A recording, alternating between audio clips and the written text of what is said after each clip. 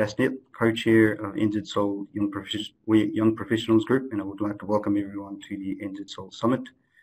The Young Professionals Group are excited in hosting the first ever webinar for NZSOLD, and the theme for this year's summit will cover recent dam and levee incidences and failures. On the slide you can see a photo of Sandford Dam, one of the two dams that recently failed on the 21st of May 2020 in central Michigan during heavy rainfall. The town downstream of the dam was flooded with extensive damage, and around 10,000 people residing downstream of the dam had to be evacuated.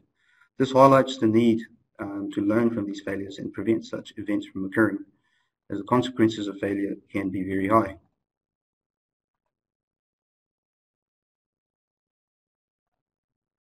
Today's event provides a less formal opportunity for students and young professionals to present on recent dam and levee incidences and failures. It provides an open discussion as a technical society, and there will be lessons and learnings to take away.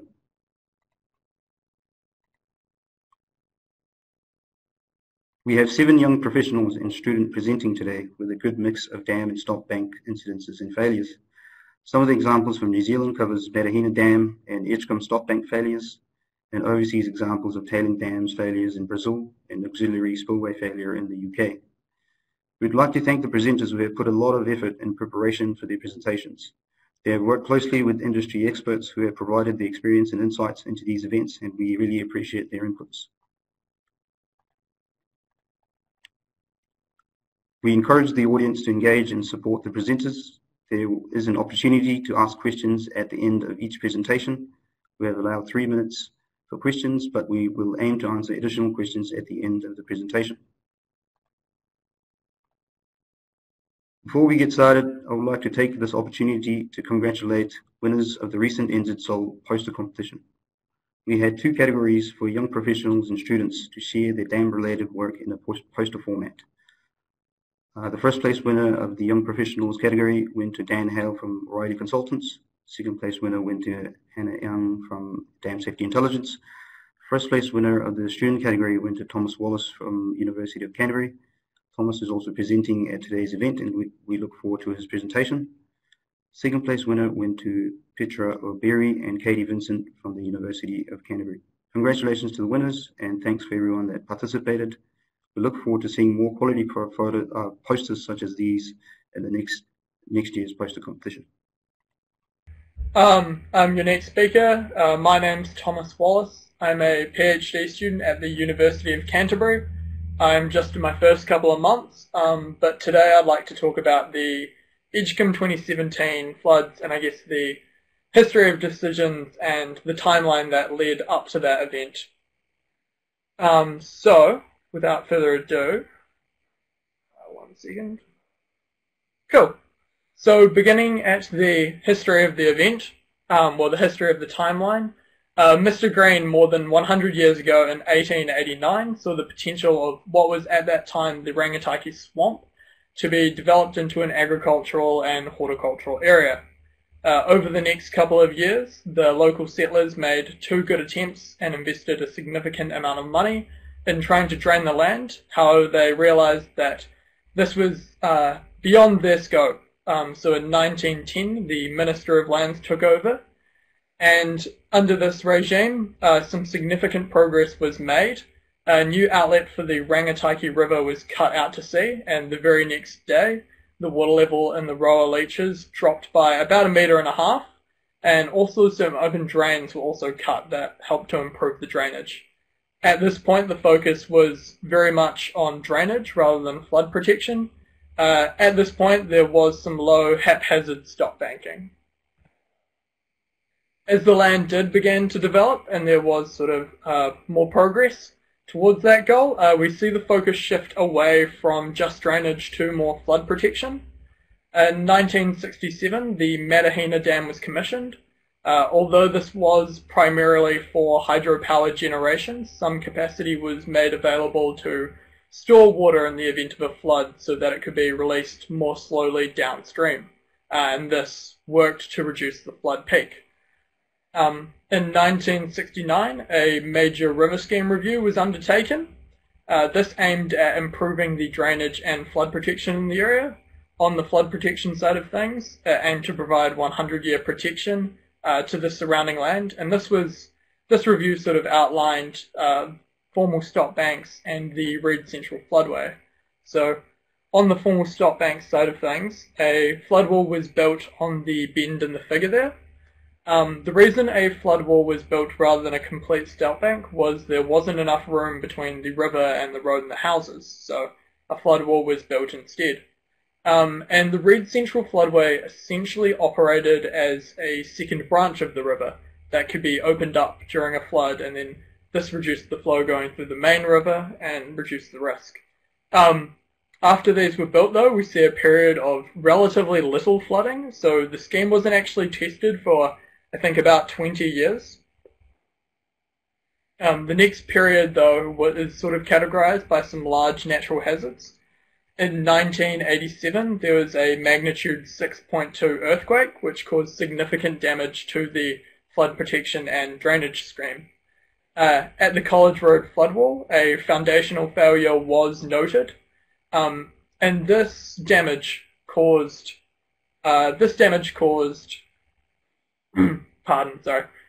increased the flood risk in the area. So in order to reduce this risk, and as part of it, it was decided to replace the College Road floodwall with one that was longer and taller.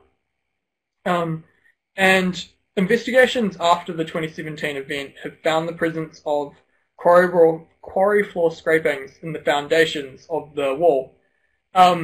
This material is issued without specification. It can be good if properly paced and compacted. However, this more likely indicates that the foundational failure noted after the earthquake wasn't addressed. So there's that. And in 1998, a significant flood came through, and seepage was noted at the College Road floodwall.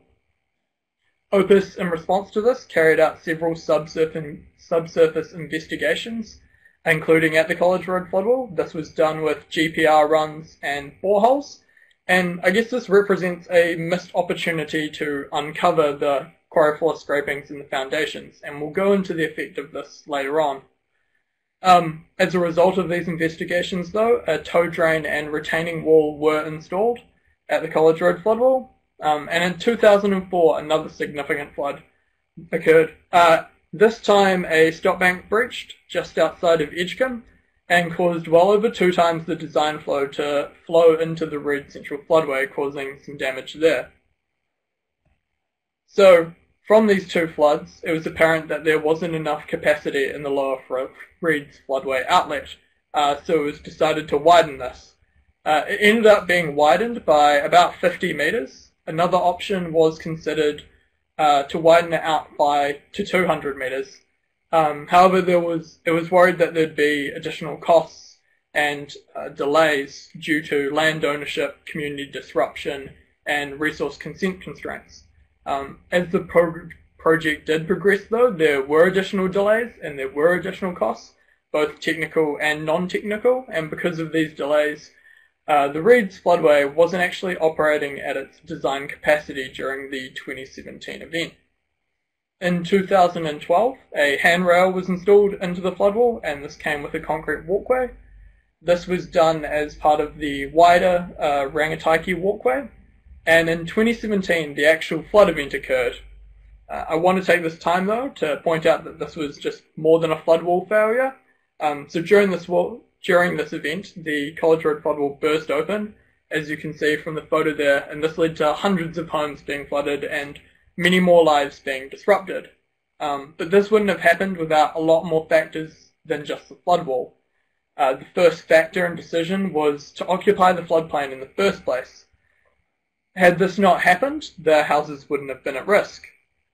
Another factor was that a floodwall was constructed as opposed to a complete stop bank. And another factor is the sort of failure to recognize and repair the foundational fault noted after the earthquake. From the observations of the breach, it appears that there were high pore pressures, and this could have been caused by the quarry floor scrapings or the unengineered material separating, forming a preferential pathway, which would allow water to more easily move through the foundations.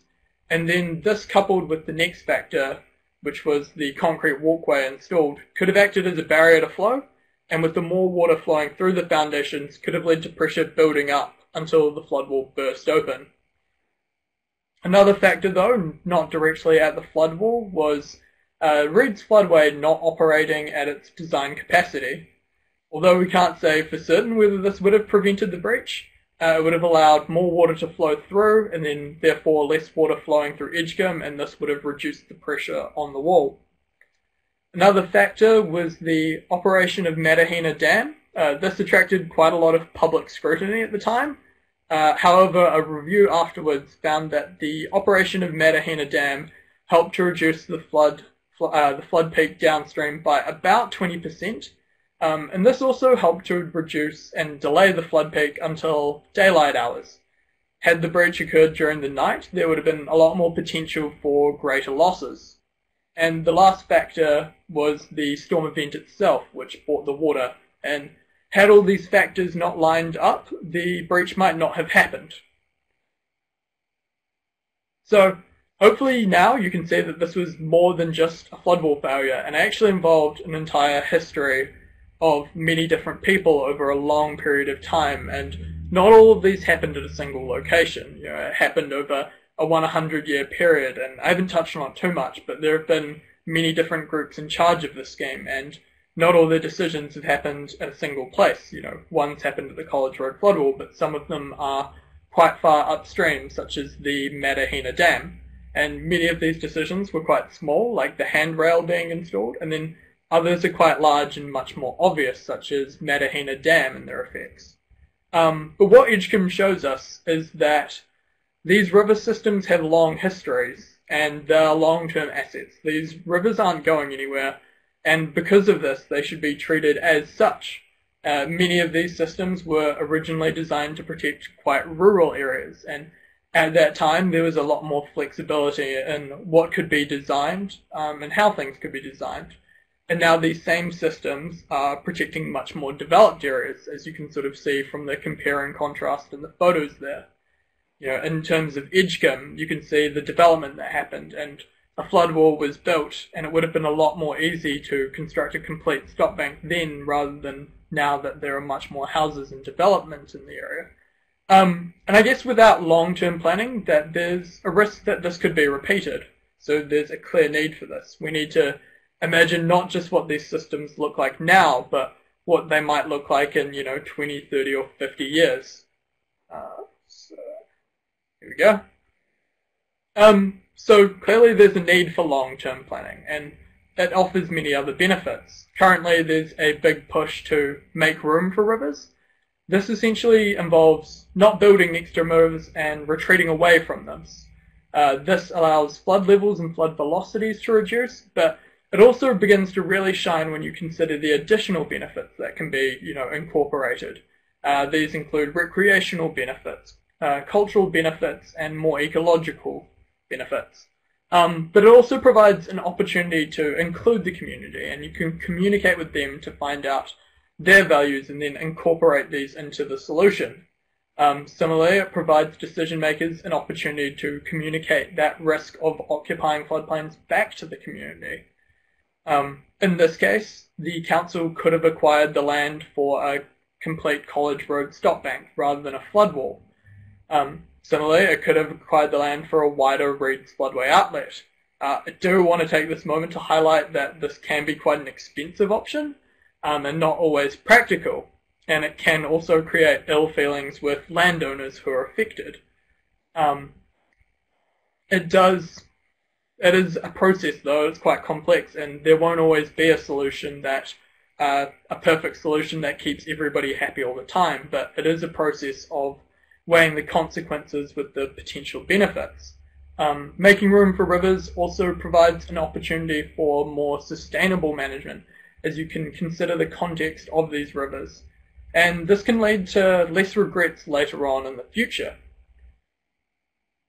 So I just want to finish up with some conclusions and a take-home message, that these systems do have long histories. As with this one, it has over 100 years there, but the decisions of the past have been made on the context of the past, and that these past conditions shouldn't act as constraints for us now. We need to imagine not just what these rivers look like now, but what they might look like in the future, and I think this is quite important. As I mentioned at the start, I'm a new PhD student at the University of Canterbury. Very briefly, the topic of my research is looking at Stoutbank dam interaction and the effects of different management strategies before, during, and after these high-intensity weather events. In the end, I'd like to provide some recommendations to help reduce this flood risk. I'm only in my first few months, so bear with me. But just before I go, I'd like to say a huge thank you to Kyle for being my mentor. His input's been invaluable throughout this process, and I also want to say a thank you to NZSOLD for running this event and providing the opportunity. I think we have some questions now, so just give me a second. Oh. In urban areas that are already protected by stop banks, do you see the potential to make room for rivers, or is it too late?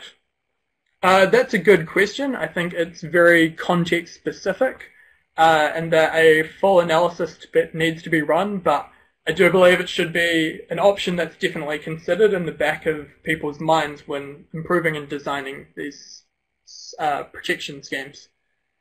Have we looked into planting trees to lower the impact for flooding? I'm unsure if that's for this river specifically or just in general. I think that depends again on the context of the river.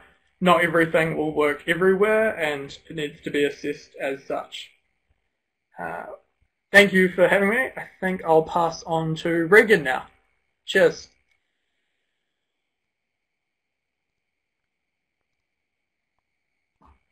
Yeah, thanks, Thomas. So, Regan, I work for Tonkin and Taylor, have been working for TNT for about 7 years or so, and during my time at TNT, I've worked on numerous dams, reservoirs, and stop banks, and today I want to talk about the Morco Reservoir failure, and the title of the presentation will become apparent as we go through. So, the Morco Reservoir is a potable water supply reservoir, Morco in Waitomo district. The failure was a 2-metre water level drop over about 24 hours in October 2018, and it required urgent repair before the summer. So in the presentation I'll cover off some background, including geology, design and construction, the failure incident, the repair works, and a few lessons learned at the end. So the inception of the reservoir. So the reservoir is owned and operated by Waitomo District Council, located in Morco. It's about 1 hour north of New Plymouth.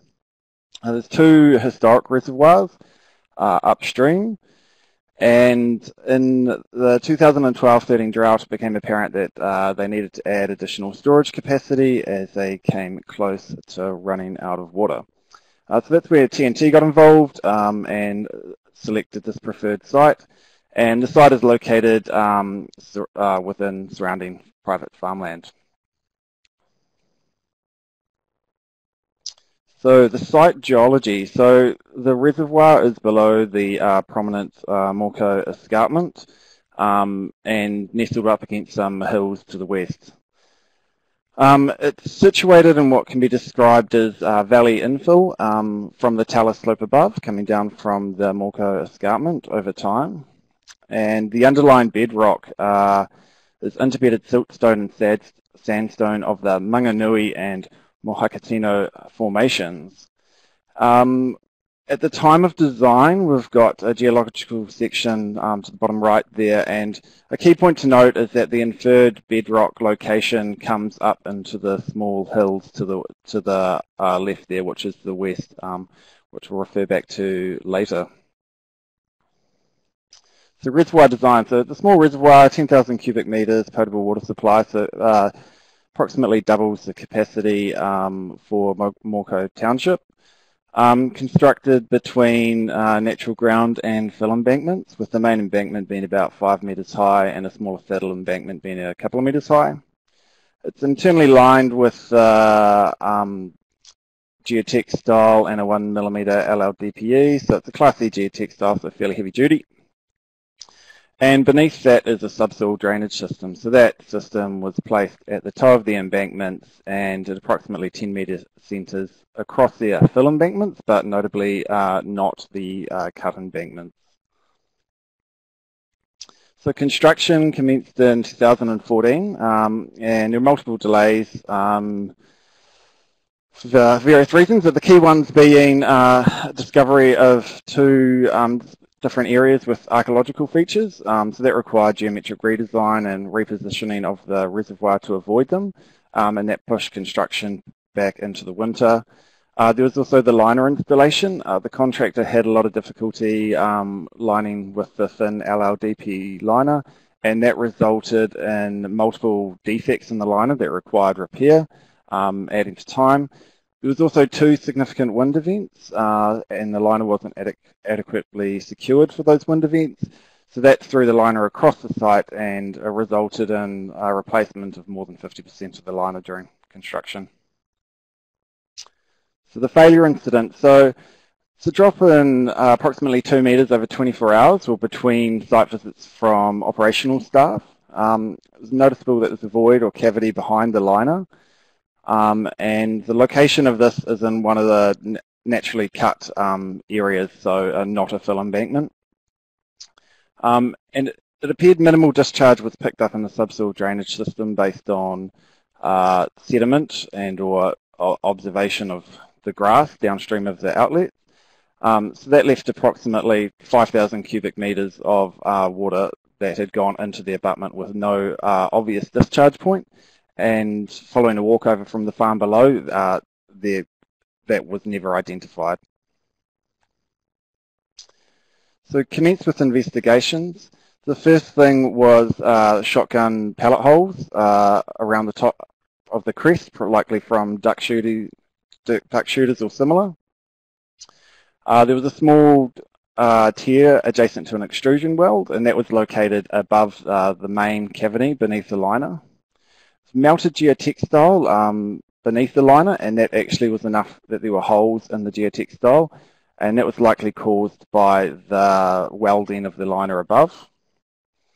The subgrade itself was siltstone gravel, or like washed clean siltstone gravel amongst silt, sand, and obviously voids, so large blocks of siltstone surrounded by fractures and eroded voids going deep into the subgrade. And there are multiple of these, although a couple more significant ones.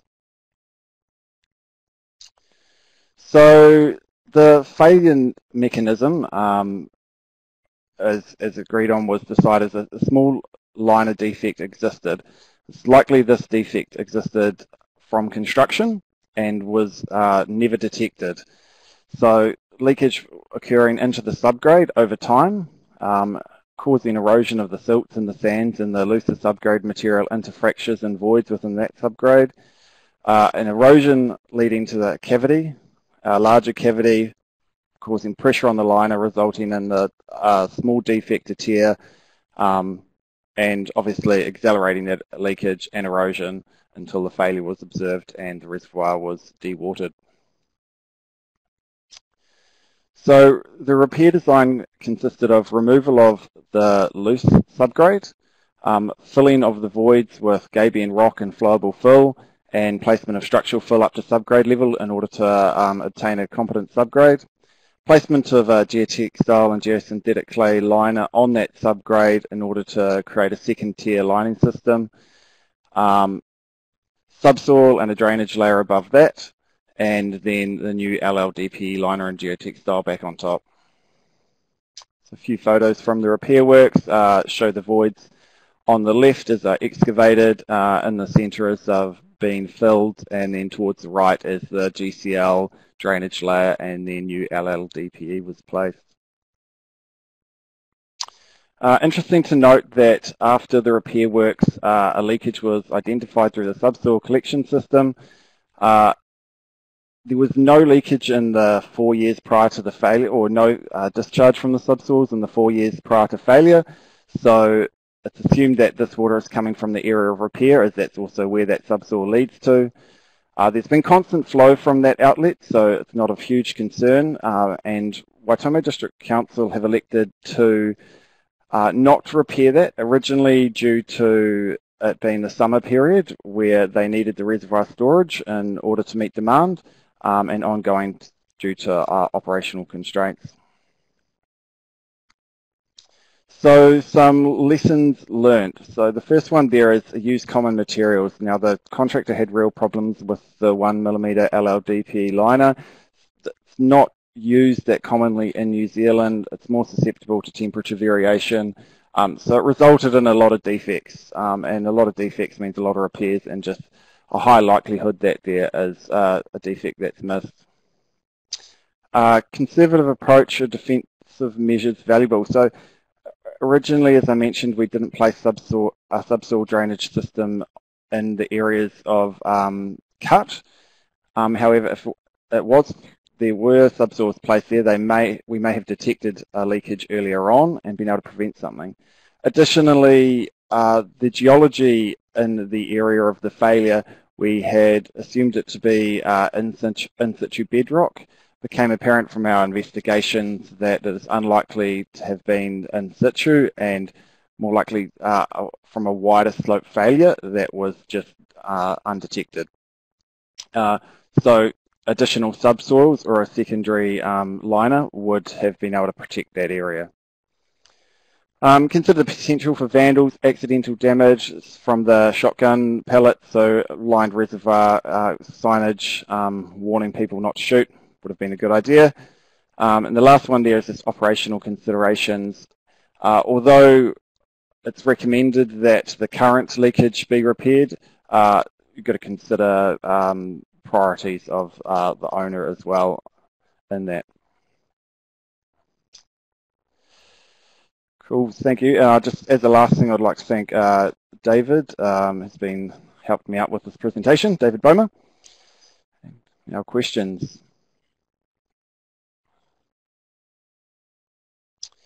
So how much of the dam liner had to be replaced? Was it a full replacement or a sectional repair?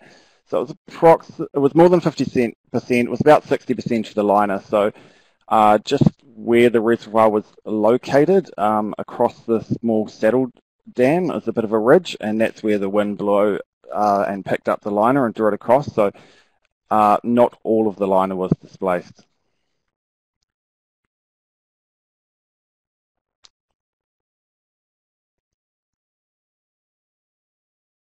And I think that's it. So now I'll pass it on to the next presenter, which we have Philip Winter.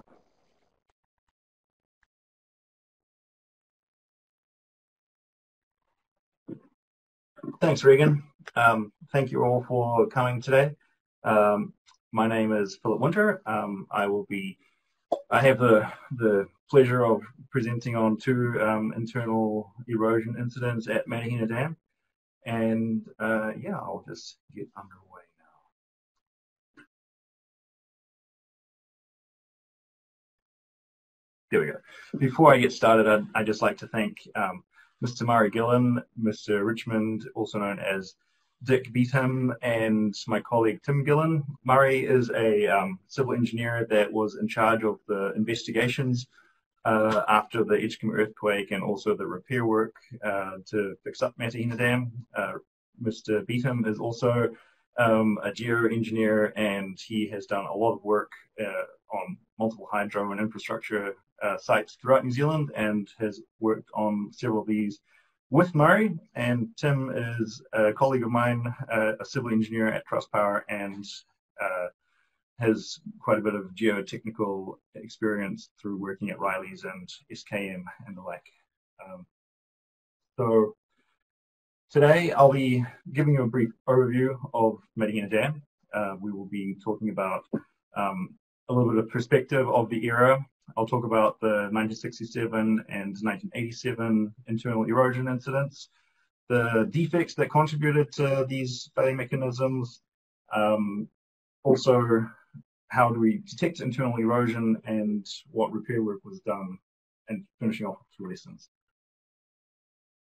So Medina Dam. For those of you that don't know where it is located in the Bay of Plenty, about an hour and 15 minutes drive from Tauranga, where Trustpower has its headquarters. This is a collection of, there's a CAD drawing or CAD model and some satellite views of the dam. Lake Medina has a surface area of about 248 hectares and holds back, the dam holds back 64 million cubic meters of water when the lake is full. So looking at the dam itself, I've chosen to use this several times in this presentation because this is the orientation of the dam that you would typically see as you approach it from the north.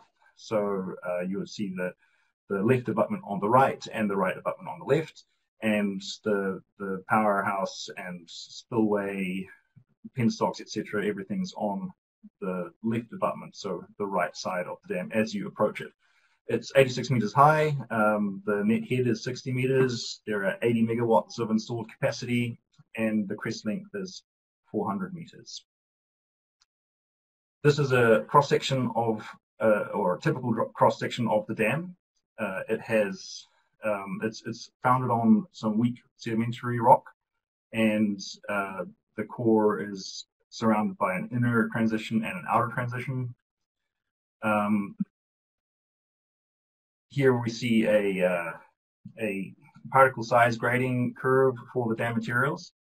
The core is weathered greywacke sandstone placed in thin roller compacted layers, and it was at the time of construction generally placed dry of optimum because when it was at its optimum it was wet and sticky and hard to handle. So yeah, placed dry of optimum. The inner transition zone was made of cohesionless soft ignimbrite, sourced from the Rockville quarry and also the left abutment excavations. And this could be scraped, excavated by a scraper from the unwelded upper surface of ignimbrite sheet that was in the area. And it has a silty sandy grading. The outer transition zone was made of the finer strippings from the same locations, the Rockville quarry and the left abutment excavations, and these were excavated by ripping.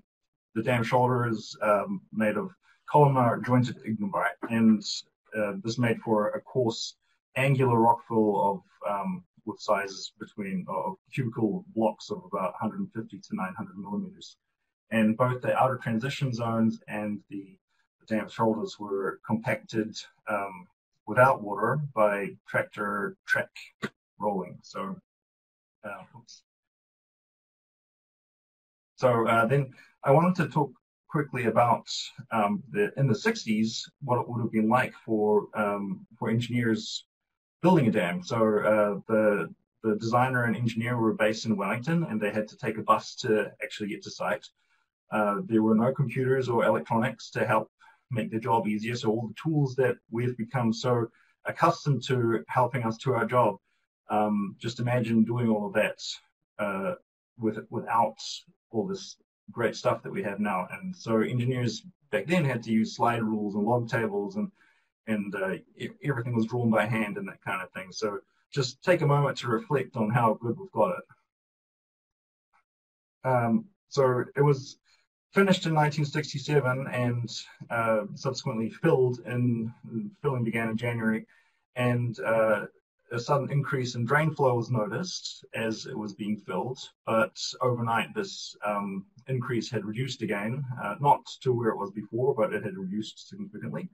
And so filling continued. And then 2 weeks later, a bulldozer fell into a soft spot on the crest of the dam, and therefore they found that there was an issue, and Lake Medina was drawn down, and investigations and repairs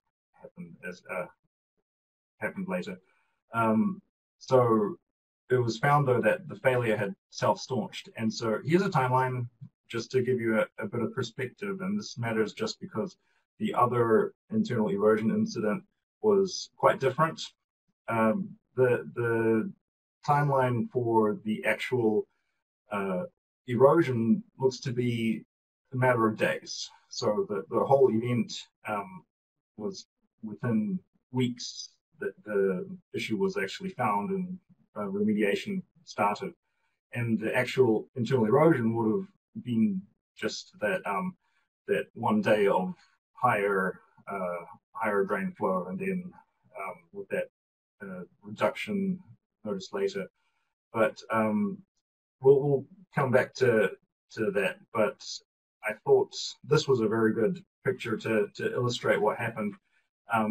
This is a cross section of the materials at the abutments at the transition, and so you'll see that there's a lot of disturbed material to the downstream side. That's the right side of the core, and the bulldozer would have fallen into that void at the top there, and that's all they repaired in the 1967 repairs. And the stuff that you see going through the core and to the upstream side or the left of the core, that is all subsidence that was only discovered in the 1987 earthquake.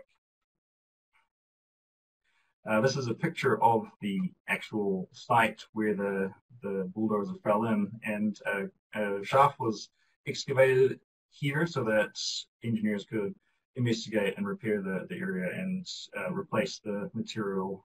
And when they did this, they did discover that cracks were present in the core. So the cracks being present in the core is important for what happened in the 1987 incident. The location of the incident is on the left abutment in that little pink square that you see there. The previous was on the other side of the dam. So to give a bit of context of how different this internal erosion incident was, the timeline is in months, not in days. So the Edgecombe earthquake happened on the 4th of March in 1987, and subsequently the lake was lowered and investigations were begun. Because of the core cracking found in 1967, the investigations were quite comprehensive, and so a lot of subsurface investigation was conducted to just make sure that nothing was amiss. And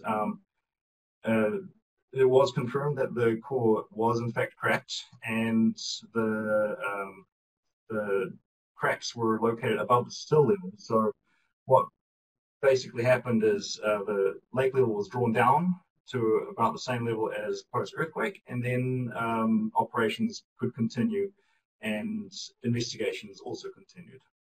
Then a sinkhole was discovered 9.5 months after the earthquake, which hadn't been detected with all the other monitoring that was going on. And that is the key thing about internal erosion, that it can be very difficult to detect.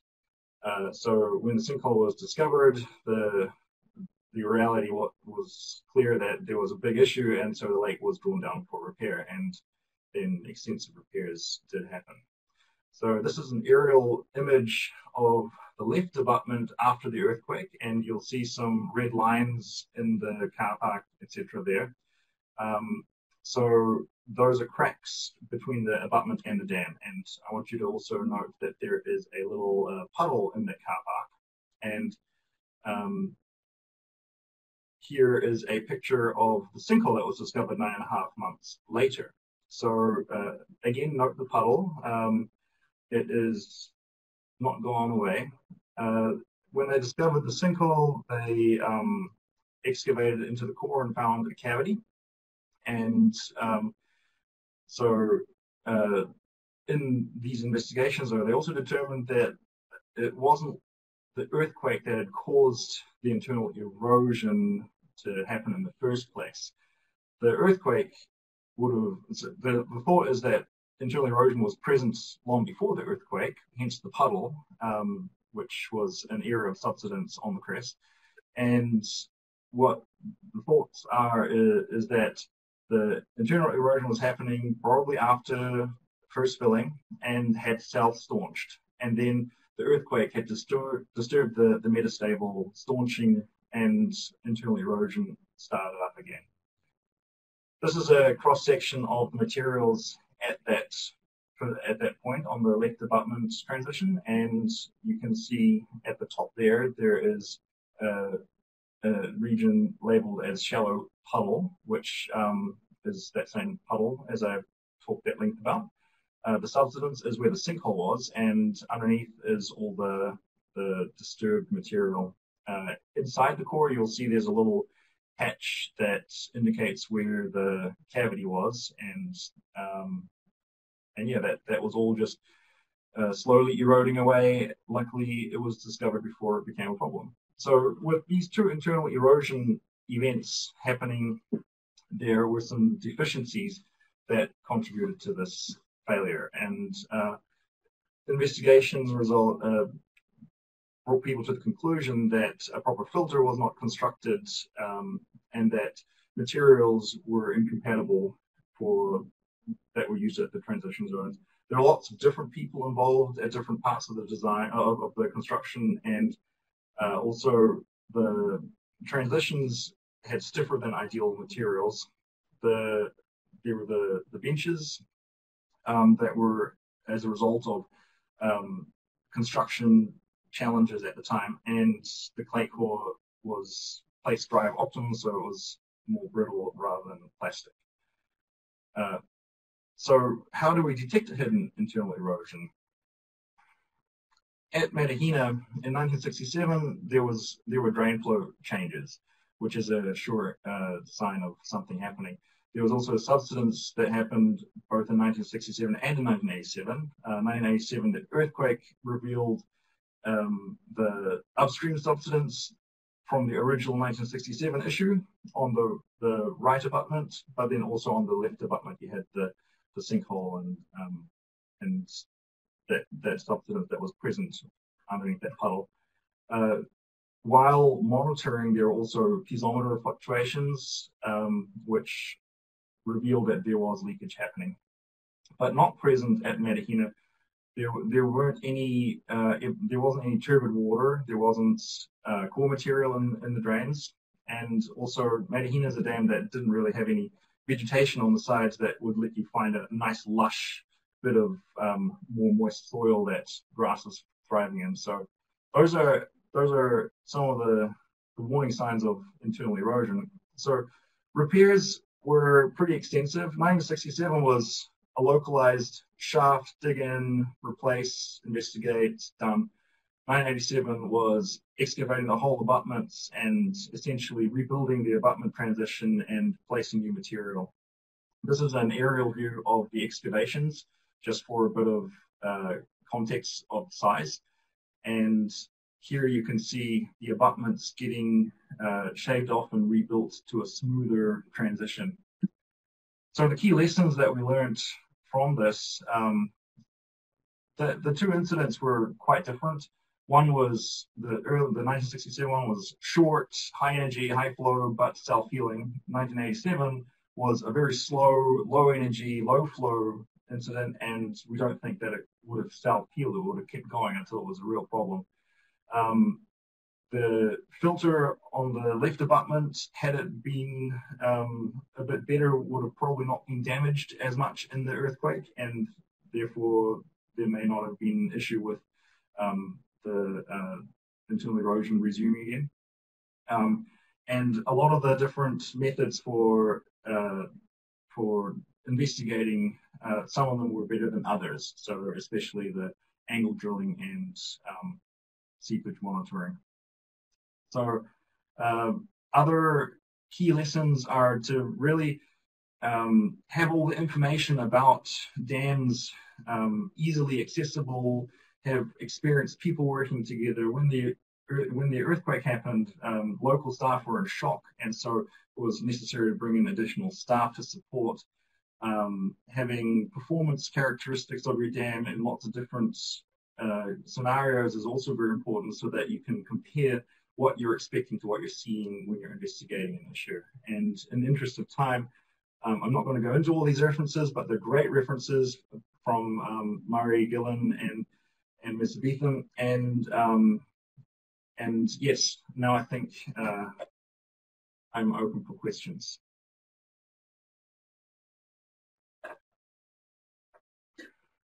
In 1967, the same dodgy filter put back. I can't, was the same dodgy filter put back. I can't say for sure exactly what happened. My hunch is that probably the same dodgy filter was indeed put back. They just replaced 100 meters cubed of material, but I would have to refer to the in-depth reports again for that. I don't remember reading anything specifically about what grade of material was replaced. Next question, do you expect to see further internal erosion issues in the future? We certainly hope not. We've got quite a rigorous monitoring and surveillance program there now. So, I mean, obviously, if there is another earthquake that is big enough, we would definitely be looking for the same kinds of issues again as were addressed in 1987. We would hope that the repairs, well, we're pretty confident that the repairs were really modernized the dam, and we had modern filters, modern drainage techniques, and the abutment transitions were smoother. So we would not expect the abutment issue to rear its ugly head again. Next question, any issues with collapse of clay core, casing, cracking due to compaction dry up optimum? I am honestly not 100% sure how to answer that, because I am an electrical engineer. My apologies to all you civil people that I'm giving a civil focused presentation, but any issues with collapse of clay core, casing, cracking, I honestly can't answer that.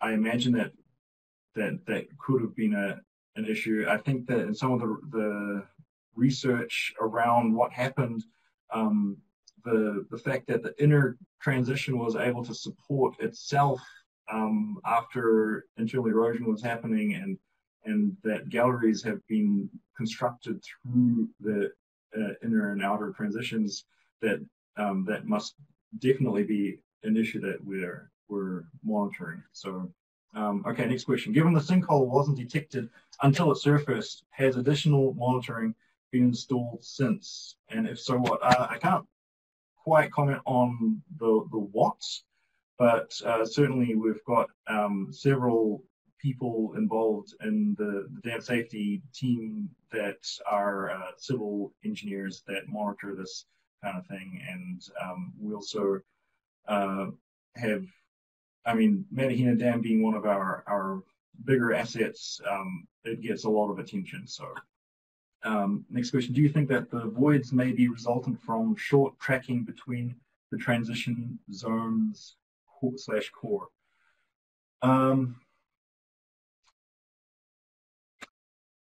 I honestly don't know how to answer that. I'm sorry, I'd have to refer to the reference materials that I got provided by Mr. Gillen.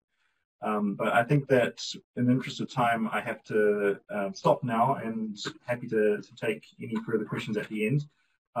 And next we have Sam Harris on stop bank failures. Thank you very much, everybody.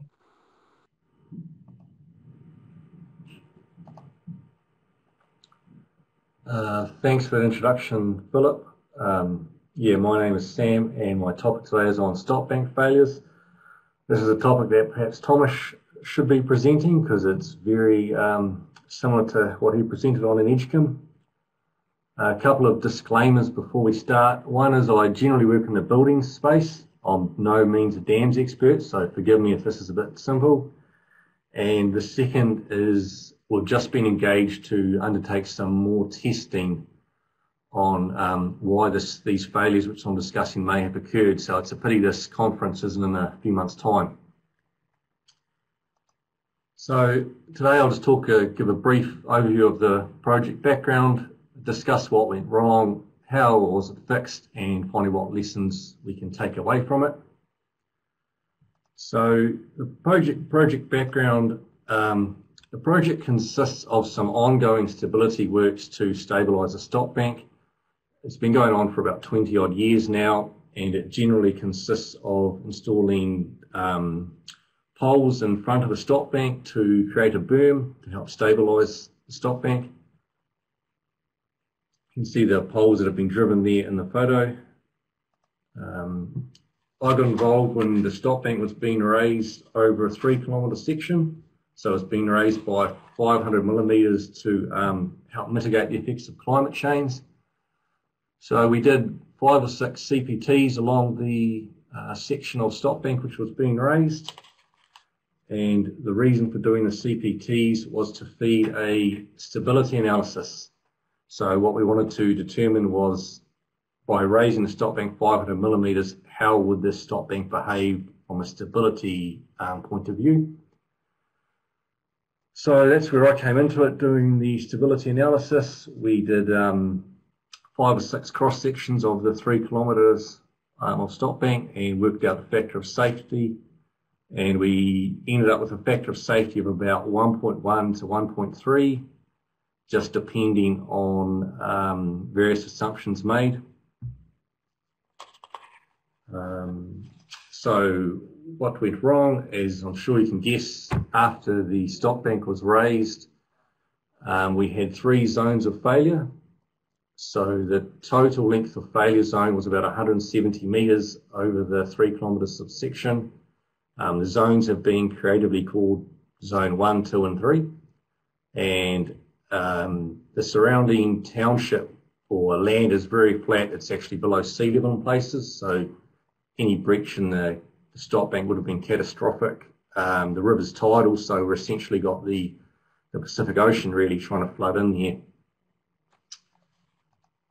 So zones 1 and 2, the instability was noted in late February. The stop bank was raised over the summer period, so it was essentially, instability was noted straight away, straight after the stop bank was raised. The remedial works undertaken consisted of digging out and replacing failed material.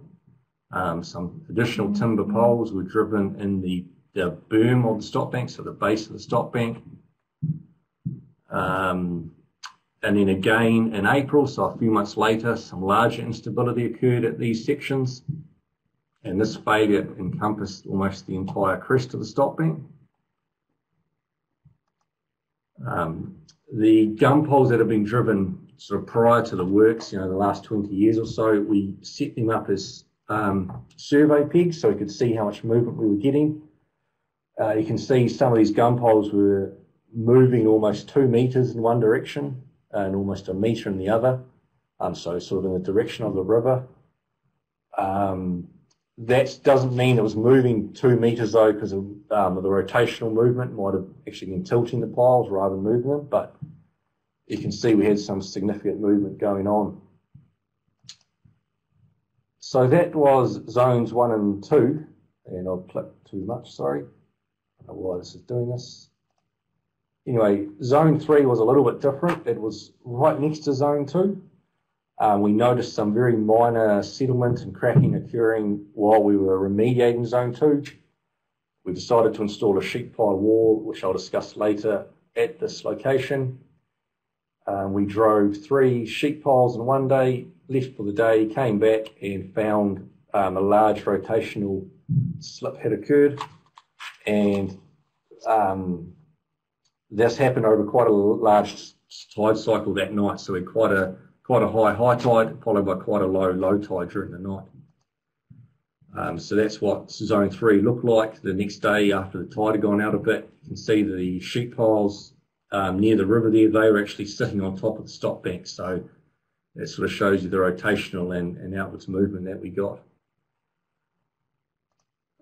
So how was it fixed? First of all, the failure mechanism which caused it. We've got extremely soft ground conditions here. We've got marine clays extending basically to the bottom of our investigations. When the overburden was placed, that's the raising of the stop bank, that was obviously the trigger because we didn't see many heavy failures before this. Zone 3 indicates that the failure mechanism was a deep-seated rotational type failure mechanism, and that might have been combined with a lateral spreading of the berm. We're not really sure on that. So that was the sort of the failure mechanism. To repair it, initially we unloaded the stop bank back to its lower than its original level. So that was at least 500 mils that we took off it again. So that was to unload the stop bank, reduce the driving force. And then we installed a sheet pile wall, and that was installed between the road and the stop banks on the other side. Now, this sheet pile wall was designed to provide flood protection. It's not there to hold the stop bank up. The sheet piles retain maybe 1.5 meters of flood water, but they're 12 meters long, so that gives you an indication of how soft the ground conditions were at the site. And the aim of the sheet pile wall was just to provide short-term resilience, so we don't view this as a long-term solution. So this sort of shows our sheet pile wall design. The dashed line at the top was the raised stop bank height. We cut that down to the solid line and installed a sheet pile on the road side of the stop bank. So now, what lessons can we take away from it? The technical cause of failure, I mean, there's like people have alluded to, there's probably many different contributing factors here. Obviously, the raising of the stop bank was the trigger, but it only occurred at 170 metres of the 3-kilometre section. So clearly, at these locations, there's some kind of local effect which is going on. The very soft ground conditions in our initial stability assessment indicated a marginal factor of safety, 1.1 to 1.3. It's not high. And so potentially it only took a slight change, slight adverse conditions at these locations to kick off the failure, so to speak. Historical photos which we were looked at after the fact indicated there may have been an old drain location here. So potentially that has had an effect at these locations. And so I guess the lessons learned, I know there's a few questions coming through on this, is how do we capture the sort of the local effects on such a global scale? Like, we sort of had 5 or 6 CPTs across the alignment. How do you sort of manage the cost of trying to capture very small local effects over that long section of river? And that's something that we have to look into for the next stage when we do this again. I haven't gone into the construction methodology too much because we weren't involved in that. I think that's a key sort of another learning is to sort of, it's very important to follow through the entire project process. And just to allude to those local effects, the red lines here show what the geometry we based our assessment on. The black, blue and green lines show the geometry of the river at failure, so you can see it's quite a bit deeper there. And so this indicates potentially that's something that would have contributed to failure at this point. Just some personal lessons for me, because this was quite a stressful project to be involved in, as you can imagine. One of the key learnings I got was how we communicate our technical analysis is probably more important than the technical side of things, is communicating to the different stakeholders. The importance of record keeping, how having if you don't write it down, it didn't happen. And finally, always having a plan B, particularly when you're dealing with such ground conditions as these. So I hope that's sort of giving you a brief overview of this project. I've got to thank David Bomer, who looked at the slides and also offered some advice during the emergency works. So yeah, what questions do we have here? So from Paul, the 5 CPTs. The CPTs were actually quite similar ground conditions in terms of, as far as geotechnical goes, they were quite similar results. However, clearly such local effects on a global scale over 3 kilometres. Yeah, we would have loved to have a CPT in this spot. It would have, it might have prevented this, but it's how to know where to do those before you start, I guess, is the key. Could this have been predicted with more prior testing that sort of goes into that again is yeah, potentially if we knew where to target first of all. In fact, you know, which parts of the river may have been more susceptible to others. Did shocks of sheep pile driving contribute to the failure? That was something that was discussed when we were coming up with a emergency work solution, was the risk of driving the sheets actually causing the failure, and looking at what happened in zone 3, I think it might have increased the pore pressures near the base. The vibrations might have, you know, had a predetermined slip failure, just been enough to reduce the strength along that surface. But you had to toss that up with, well, what if the stop bank fails completely anyway? We needed to do something, and we had limited space between the stop bank and the road to work with. I'm just sort of trying to race through these, sorry. How did you do the parameters for stability analysis? We had back analysis. There was some lab testing done from the initial stop bank design 20 odd years ago, and from CPT parameter estimates. The pylon, why did that not fail? We don't really know exactly. We know it's on piles, and we know those piles are quite deep, and the power lines company assured us that the pylon had been installed on a slight angle to start with. So whether the pylon piles are actually doing enough to hold up the stop bank there is my best guess on that. From Cam, was there any further investigation of soils at depth? We just did CPTs to 20 odd metres. Sheet piles were about 12 metres long, so we went about 8 metres deeper than the bottom of the sheet piles. Those CPTs show pretty consistent soils to the bottom, like there was no increase in strength. It was all a very, very soft marine clay. Have you looked at CPTs from Mark? Yeah, we actually just did CPTs in the failure zones to provide some additional support to the design of the sheet pile wall. So they were reasonably consistent with the other CPTs done alignment, perhaps slightly adverse ground conditions, and there was one there where we thought might have actually picked up the old drain section. From Sharon, was the berm width narrow in the failured sections? It wasn't particularly narrow there compared with other stretches, so the berm width, I think off memory, ranged from about 8 metres to 15 metres wide. It wasn't as if these 3 areas was particularly narrow, so it wasn't like we can contribute it to just that alone. From Sean, we're not really, well, I'm personally not really involved in the holistic overview future plan on this. The sheet piles are still there, and I understand that, like I said, we've just been engaged through some additional work on this. So I think once we've finished that, we'll be able to hopefully come up with a more long-term solution at these places. And Oscar, yeah, it's a temporary flood protection, the sheet piles. It's just there so that in these locations, if we do have a flood event, you know, the water's not going to spill over and flood the surrounding town. So hopefully I'm answering these questions enough. It's hard without feedback.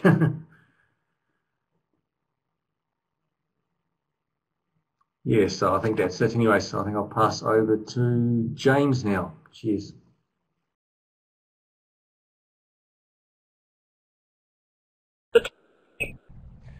Hi everyone, hope everyone can hear me, and thanks for passing me on. My name is James L. Smith. I'm a civil engineer at Downwatch Engineering, and I'm going to talk about the Toddbrook Reservoir auxiliary spillway failure, which happened in August last year.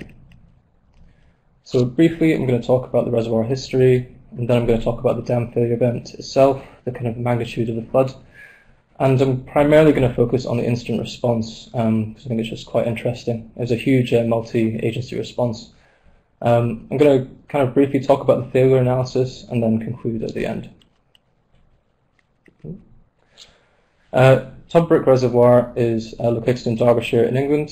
It's a puddle clay core dam, which was constructed in 1840. You can see the spillway channel to the right of the image, and to the very far right of the image is the auxiliary spillway.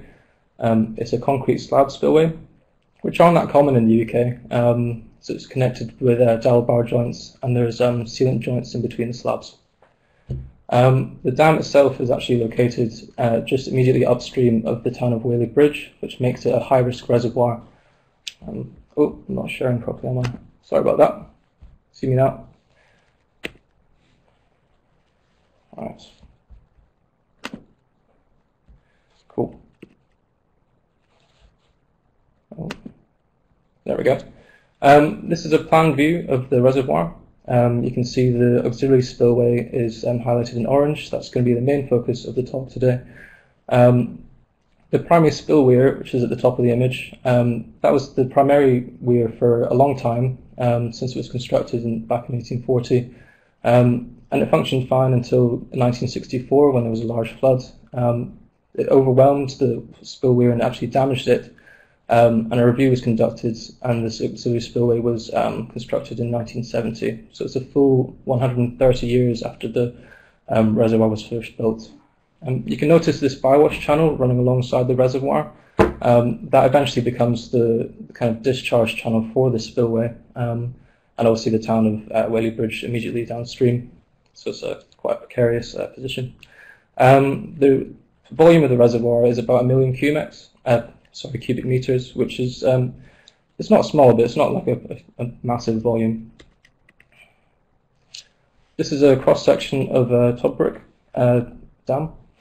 You can see the puddle clay core dam. The clay core is quite narrow. That's kind of typical of dams constructed around about this time.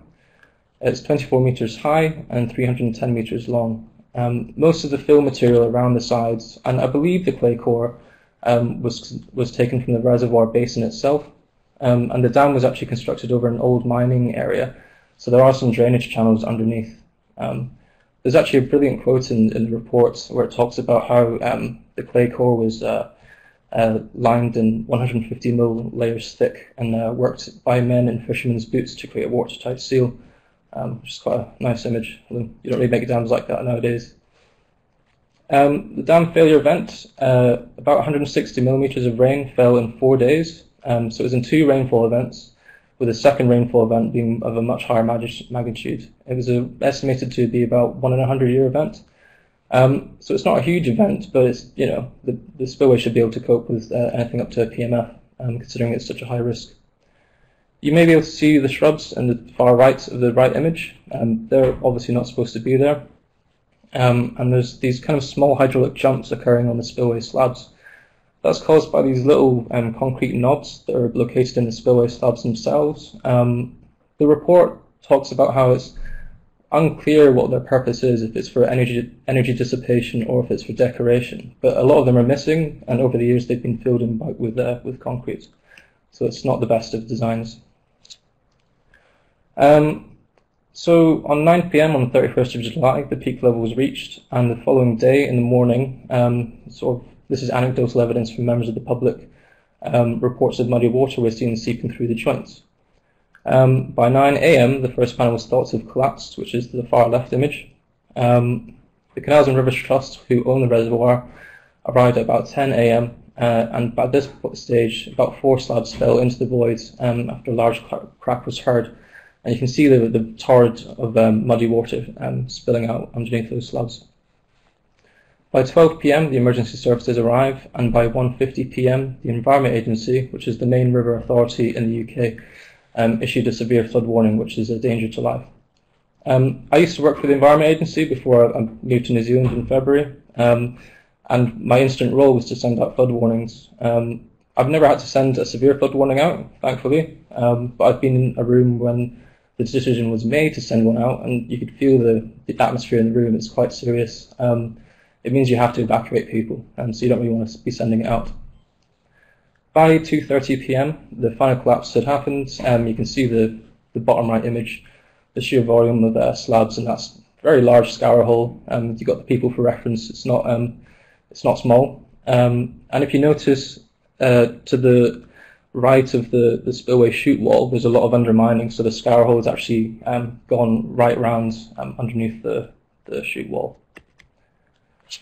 So there's a huge multi-agency response. The police helped to evacuate 1,500 residents of Whaley Bridge.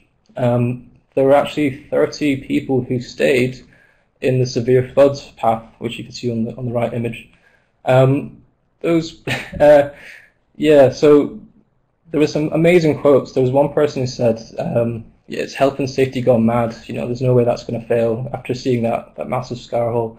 And there's another quote, you know, I was born in this house, I'll die in this house, that sort of thing. So a lot of silly people. As part of efforts to shore up the bank, the dam, the RAF was drafted in to help drop in 1-ton aggregate bags to shore up the spillway. The police relieved sandbagged the crest above the scour hole, so that just in case the water can still potentially discharge over the spillway.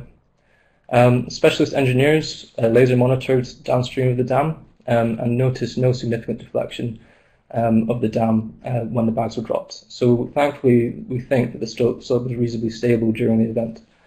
However, further rainfall was forecast, and there was a huge pumping operation set in motion. This is a very large multi-agency response with the Fire Service, Environment Agency, British Army and private contractors all helping out with the pumping efforts. This was to reduce the upstream pressure on the dam face.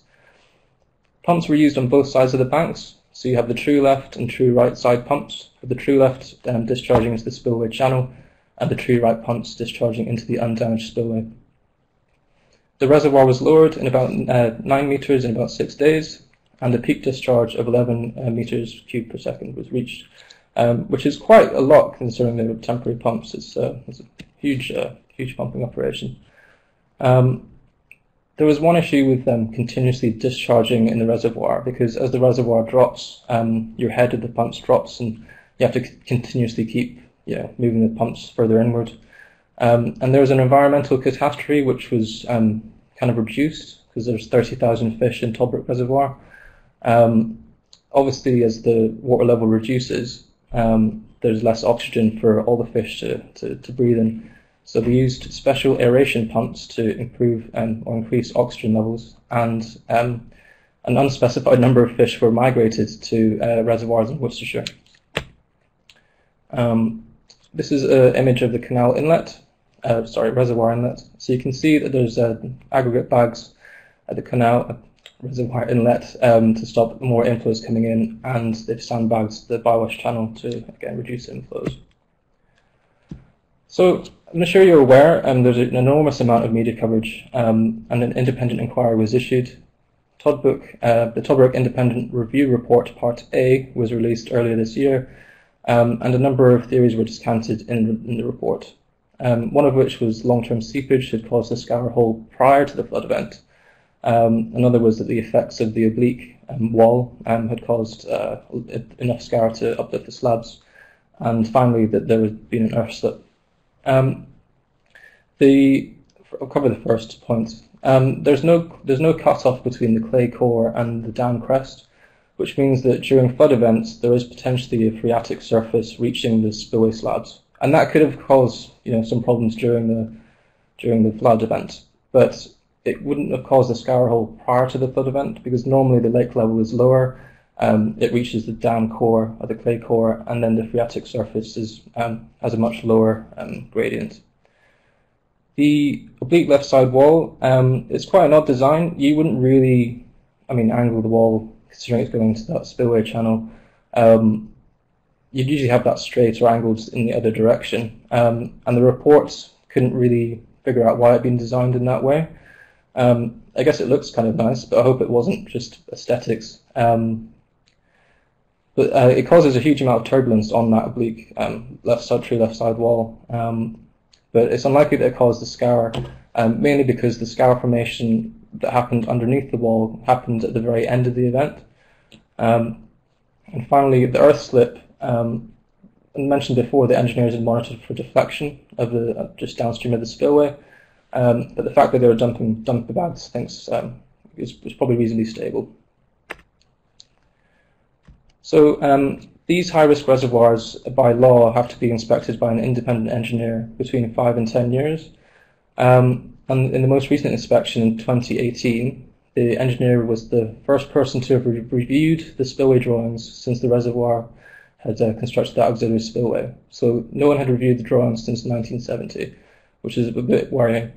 This independent engineer found that the spillway was inadequate to pass forward the probable maximum flood, mainly because of the spillway, because of that weird angled chute, and because the slabs were too thin. They also didn't have much reinforcement, and there were only transverse dowel bars rather than longitudinal dowel bars, so they can't support their own weight if there's some sort of scarring underneath. There's also been reports of intermittent maintenance occurring on the spillway, and that maintenance was often carried out reactively rather than proactively. And there may have been some, as I said before, some seepage through underneath the slabs.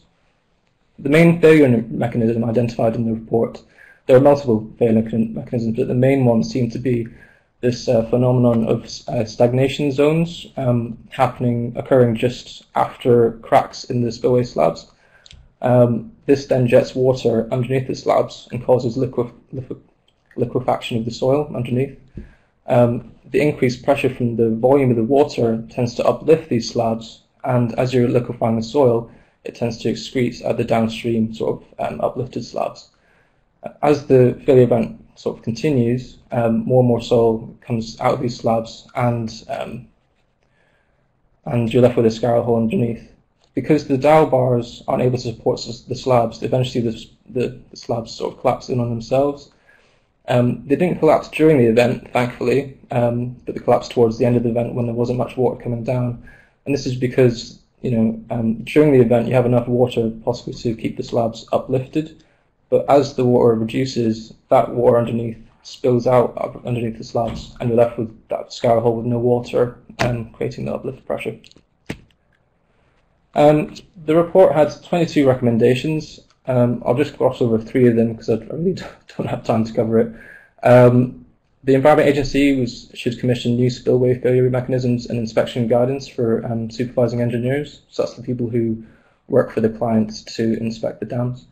And an interesting note was that supervising and inspecting engineers should convey more urgency in the reporting. There seemed to be a bit of I'm not sure if it was a sort of a culture of compliance that when the supervising engineer would make recommendations for maintenance, the client wouldn't necessarily do it initially. There seemed to be definitely a lack of urgency.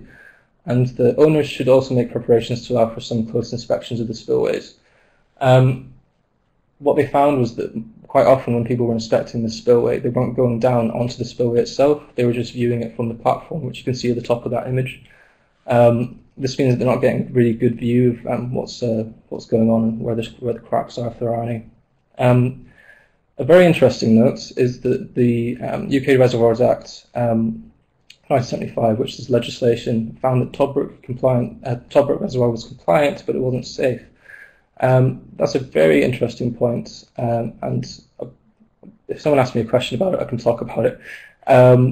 But Part B of the independent review will talk more about the changes to legislation. So in conclusion, the reservoir was built in 1840 and the spillway was built in 1970. There was a huge multi-agency response and 1,500 people were evacuated. The reservoir was drained and the void filled with sandbags by helicopter, and the public inquiry led to the reservoir independent review report. The dam was technically compliant, but it wasn't safe, which is an interesting point of view.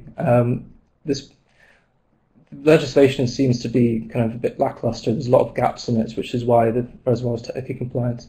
Better maintenance may have avoided the failure of the flood, but regardless of maintenance, the spillway was not designed for the PMF. There are many recommendations in the report, but Part B will recommend changes to legislation. And yeah, any questions? What better current design practice can stop this type of dam failure? Ooh, it's a big question.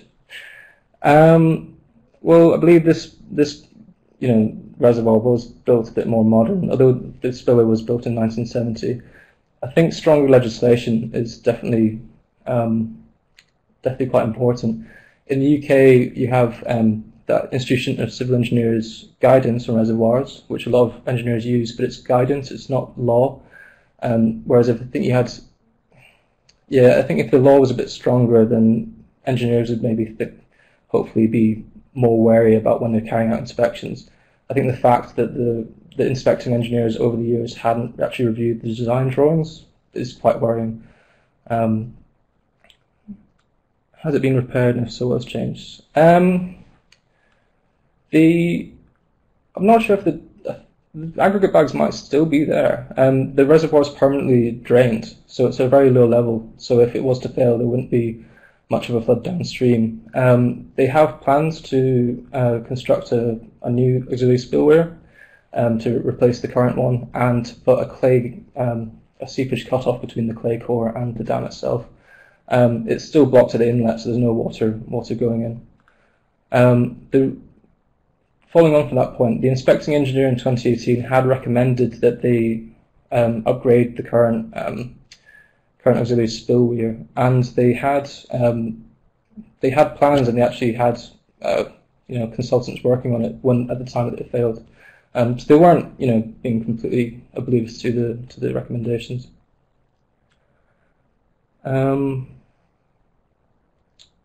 Yeah, I think I've answered all of them.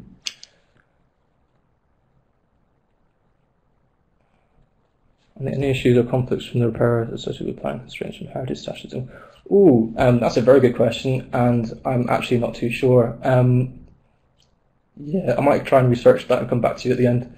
In the meantime, I've kind of run out of time, so I'm going to pass on to Eli Maynard, and thanks very much for listening. Cheers.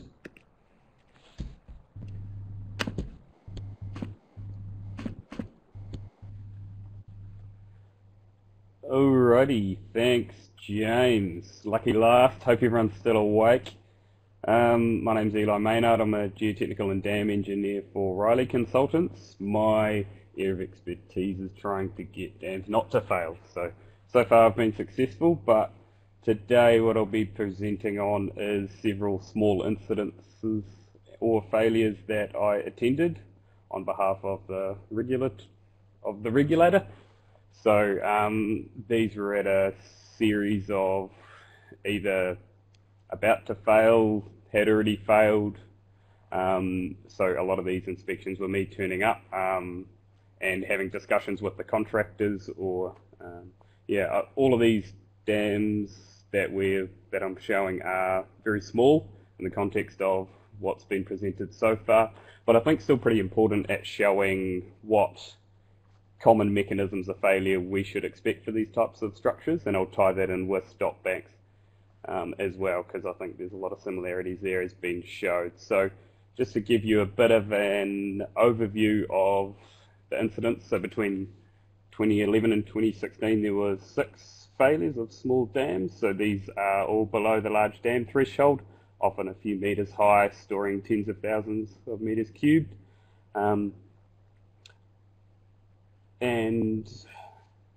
So let's now, one caveat here is that I don't have any conclusions or lessons learned, as I suspect they'll all be fairly self-evident as we get stuck in. So the very first dam, this is a irrigation farm dam, about 4 meters high, or 3.99 meters high for those who know the thresholds for the Building Act, which is a fairly common occurrence with structures such as this. So this was a small dam constructed to temporarily hold about 30,000 cubes of water, while a actual large dam about 8 meters high was going to be constructed downstream. Now, unfortunately, the reservoir never stored any water, so what we are viewing here is the erosion cavity from the downstream section looking upwards. So we have a very large piping hole that formed on first filling, which is an unfortunate too common occurrence. What we have on the left-hand picture, if we can just make out the legs of a very sorry contractor, and then another view here. Now, interestingly, on the right-hand side, and it might be tricky for you to pick up, but there is clumps of turf that we can see in the lower section of the photo, and also very horizontal planar compaction surfaces. So when we move into, so this is a cross-sectional sketch that I sketched up on site. There were several contributing mechanisms for this.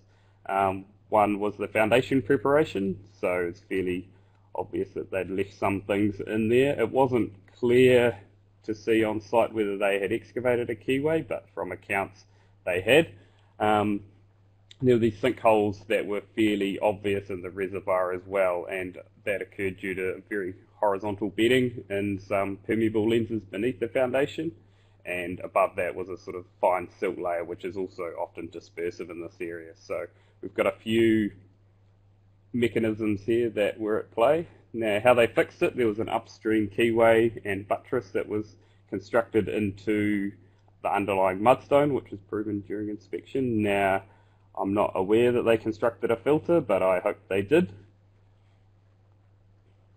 Now, this here is a stop bank that we looked at that had historic occurrences of sandbagging. So back in 1952, so this buttress that's shown here on the right-hand side, that was constructed after a large flood event occurred where they had to sandbag.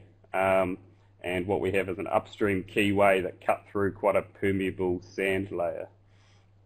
So back analysis and investigation indicated that the upstream keyway was effective, and beyond 1952, when that was constructed, there was no further instances of that occurring. Now, what we're looking at here, what it might look like a swimming pool, is in fact the erosion cavity from a stop bank. So this is viewed from one side of the stop bank to the other, with my yellow line indicating where the stop bank is. And what occurred here during a large flood was a foundation piping failure, and we actually identified the initial point is suspected to be about 100 metres into the paddock, so quite a considerable way.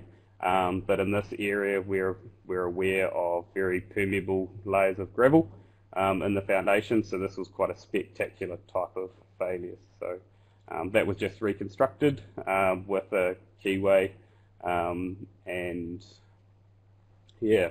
So the second failure mechanism that we have is one of the ugliest dams I've ever inspected. So this is on about a 15-degree slope. This is on a pig farm. So what we have is a cascading series of 2 or 3 small dams. So this one stores about 1 to 2,000 cubes, I estimated, predominantly for stormwater runoff, but also occasionally effluent from the pig farm. There was 2 instances where this dam had suffered damage. So the very first one due to overtopping. There was virtually no spillway, or there was a small pipe that was constructed, but during a large storm event and discharge from the piggery up slope, that caused overtopping damage.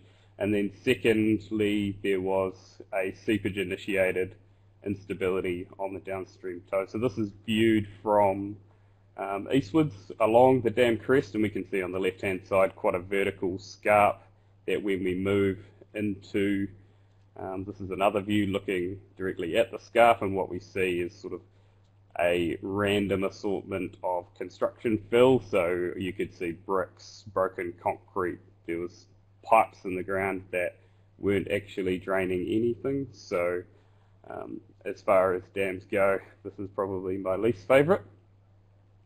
So this is a cross-section that I drew on site just to sort of get my head around what was going on. Now the batters themselves were very steep.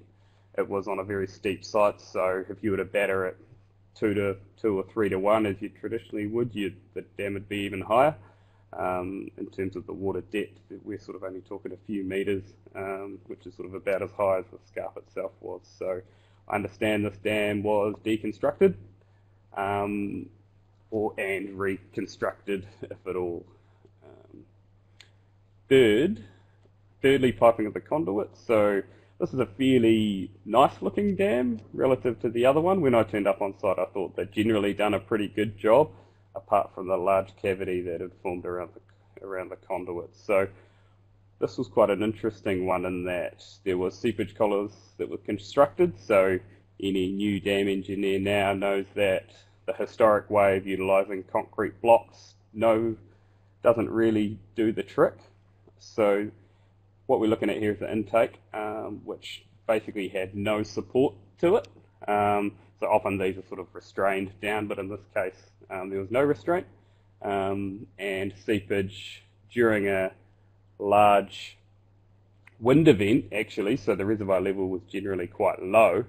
The pipe buffeted sideways, and that allowed for seepage to track along the bedding of the pipe, and that caused quite an ugly failure. So again, this is viewed from the downstream section on the left-hand side, and then what we see on the right-hand image is a view looking up through the pipe at a concrete block, and we can see the sort of hole on the other side of the reservoir.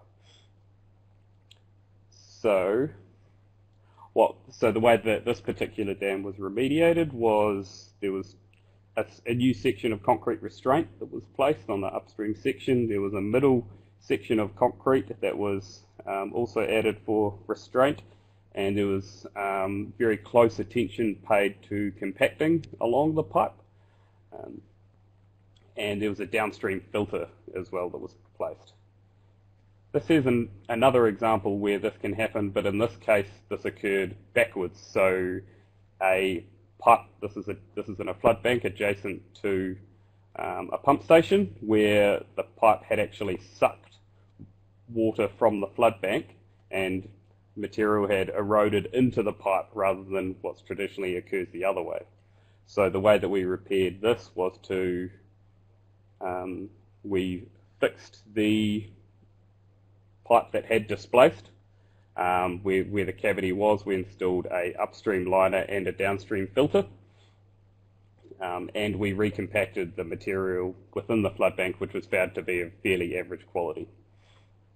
And number 4, so this was 2 dams connected in series.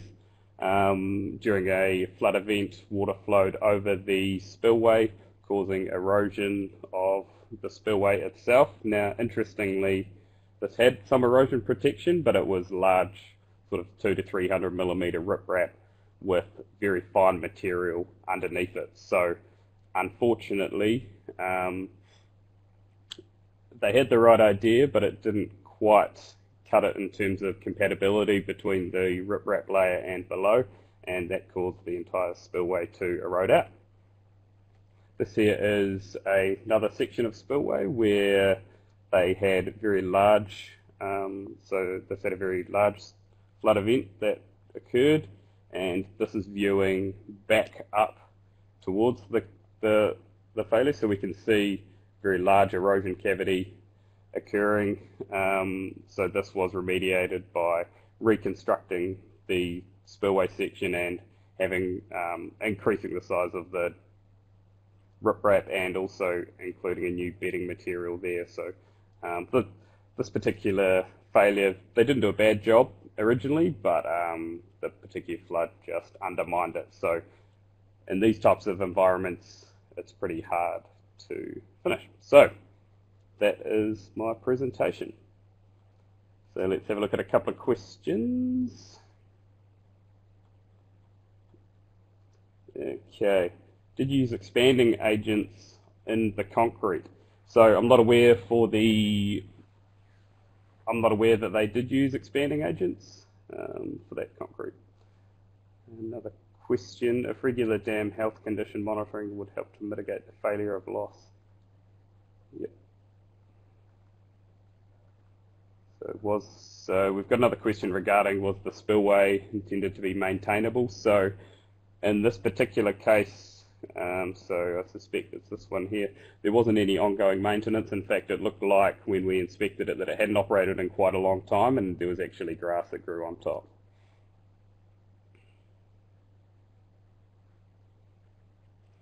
Cool, so I think from these failures there's several things to consider. I think the main thing that I picked up from all of these is that there was no designer involved at all, and often these were done contractor-led construction based on their experiences and using a lot of old methods, so concrete collars and things. So had a designer been involved, I suspect that defensive designs that we would normally introduce, such as foundation preparation, in fact a geotech investigation on most cases, I think would be money well spent, or internal filters for certain soil types could have really that could have prevented, I think, all of these cases, because these are nothing new to any geotech or dam engineers. So, look, I'll finish up there and I'll pass it over to Dewey to wrap up.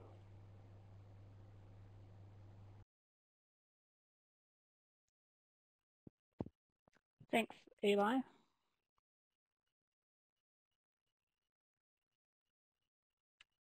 Great. That was the last presentation of our first summit hosted by the NZSOLD Young Professionals Group. Thank you for staying with us on the journey, and I hope you found it useful and relevant. On screen are some more photos from the 2020 Michigan dam failures that Shreesh spoke about at the start. We will be ending shortly, but first I'll provide a brief summary of the presentations, and then we'll address all the questions that we didn't have to answer, time to answer during the presentations. So in summary, Eric started by examining the risks of materials in a Brazilian tailings dam, including characteristics such as a high peak strength due to bonding and susceptibility to internal creep strains. In the context of the Edgecombe 2017 floods and stop bank breach, Thomas highlighted that flood protection works often have a long history and the areas they protect can change over time. Regan spoke about Mokau Dam and highlighted that even relatively small dams can be tricky in terms of geology and constructability. Philip explored the long history of Matahina Dam and emphasised the importance of filter design, abutment transitions and surveillance.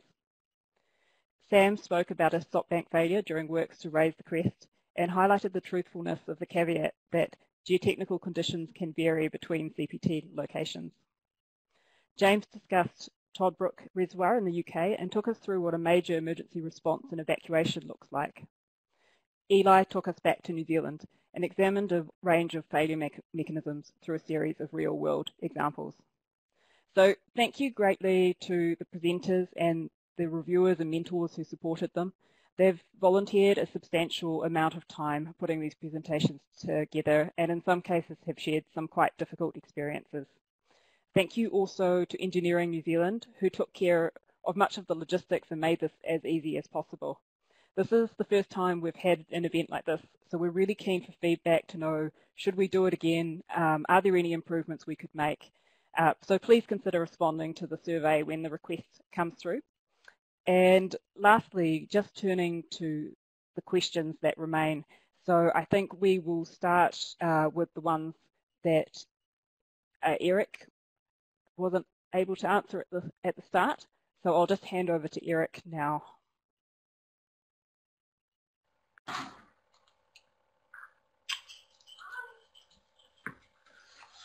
Right, so I think there was a question on the PIC of the dam. I'm not exactly sure what it was, but I'm sure if it was assessed, it would be extreme consequence on international standards.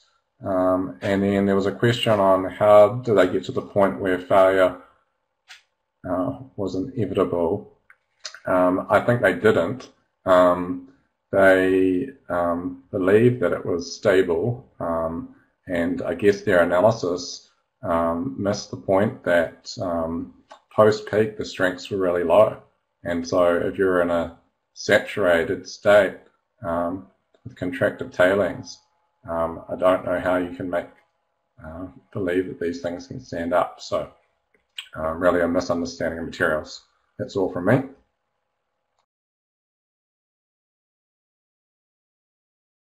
So I think we'll just hand over to Thomas now. I think there was a question about what was the failure mechanism. Cool. Hopefully you can all hear me. Yeah, so it appears from the observations that it was just a sliding failure. I definitely recommend going and reading the Rangitaki River Scheme Review Report. It outlines it in much more depth and it gives some really good observations from a contractor who was on at the time, but essentially the high pore pressures pushed the base out and then the wall followed and that led to the breach. So I'll pass on to Regan to answer his questions. Cheers.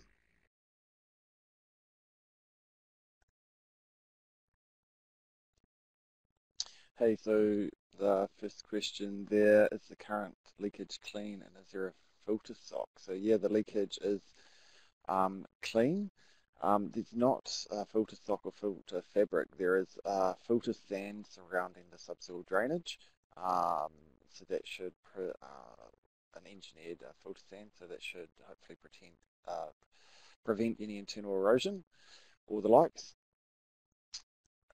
Alternative liner solutions that may be more resilient or durable. I think a thicker liner, if you're going to use a sort of plastic or a PE liner, would be beneficial. Obviously, there's a whole range of different liner options out there, so I guess the use of the PE liners is economical. It's probably likely why they're used and constructible for small reservoirs.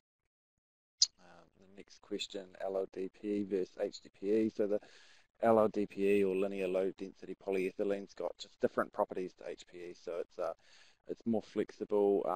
It can elongate further before tearing, and things like that. It's not as stiff as the HDPE. So it was selected for that site because there was some concern about the talus slope uphill, and if there was any deformation in that the LLDPE would be more resilient to that.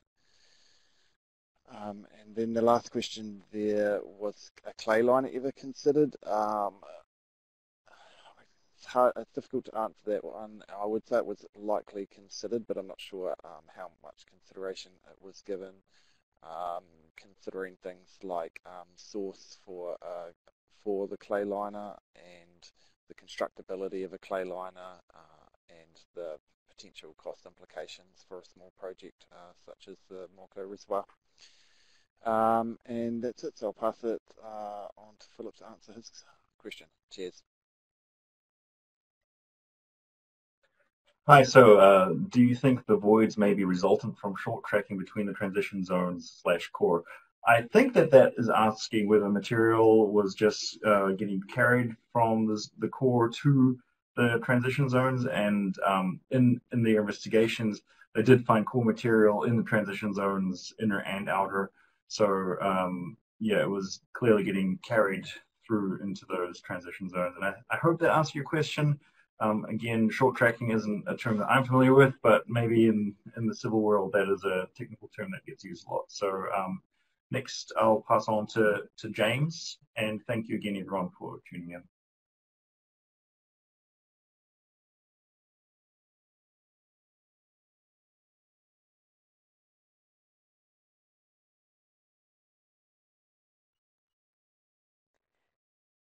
So I think James is still muted. I think I'm after Sam. I don't know, Sam, if you're still here, do you want to go before me? I think I don't have any questions. I think he managed to answer them all. Oh, did he smash it? Oh, well, good. Okay, cool. Alrighty, so first question. If a failure developed in New Zealand in the same sort of way as Tobruk, do you think New Zealand would be able to respond and evacuate people as quickly? I haven't been here for long enough to answer that. I'm very sorry. I came to New Zealand in February, so I'm still quite new to the country, so I'm not sure. But what I do know is that the UK does have a very good emergency response. We actually have a bit of an information transfer between us and the Dutch, because in the Netherlands they have such a good network of sort of flood defences, and in the UK we do have a lot of flood defences, but a lot of them tend to fail. So we have a really good emergency response system in place, and they've kind of we've given them a lot of tips and information on how to develop their response. With climate change, their dikes are finding that their dikes aren't working in the same way they want to, because there's so much flow coming from like inner Europe that just like is going through all the main rivers, and they're almost trapping themselves in. I think that's what who was it before? I think it was Thomas was talking about making room for the river, and I think that's a Dutch thing. Is it unusual in the UK to undertake failure mode assessments? It's not at all, but I think with Tobruk Reservoir there seems to be, because there's an independent engineer reviewing the dam every 5 to 10 years, it seems that the inspecting engineers were relying on what the previous inspecting engineer had said, because they're usually quite well-respected engineers. They probably are, but there just seems to be a bit of a,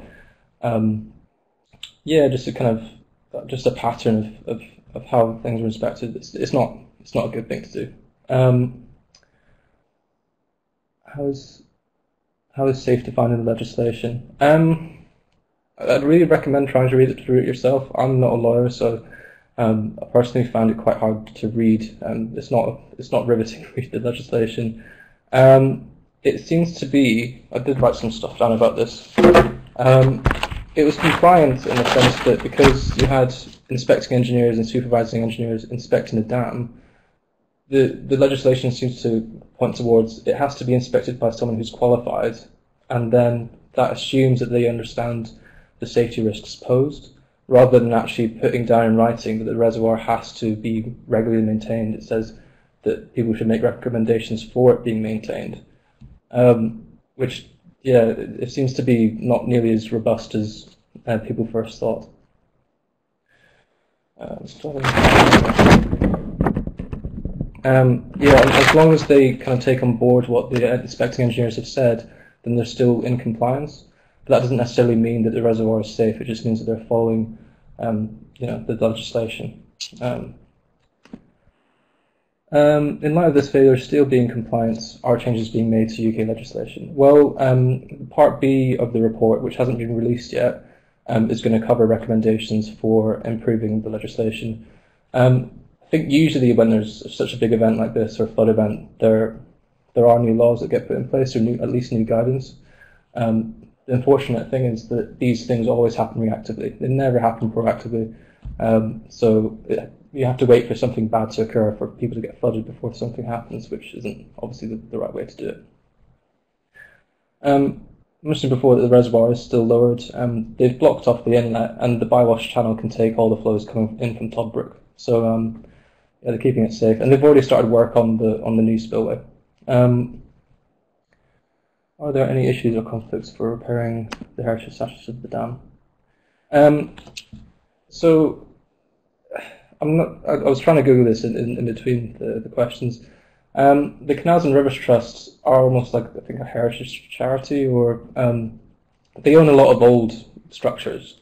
I don't think they necessarily have the final say, but I would imagine that because the reservoir is a high-risk category, that takes precedence over any heritage status.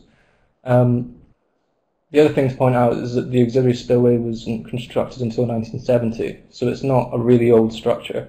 The dam itself is old, but the auxiliary spillway isn't, so I think if you want to do works on that, that's fine. You don't have to worry about the heritage status.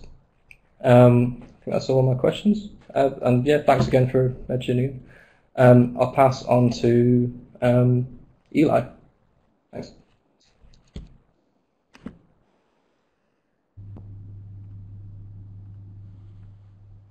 Yeah, looks like there's none there for me. But if anyone's got any curly ones, throw it at me. I think there was one from Oscar, which was design standard is changing time by time. How can we make sure past design standards still meet current design and build spec requirements?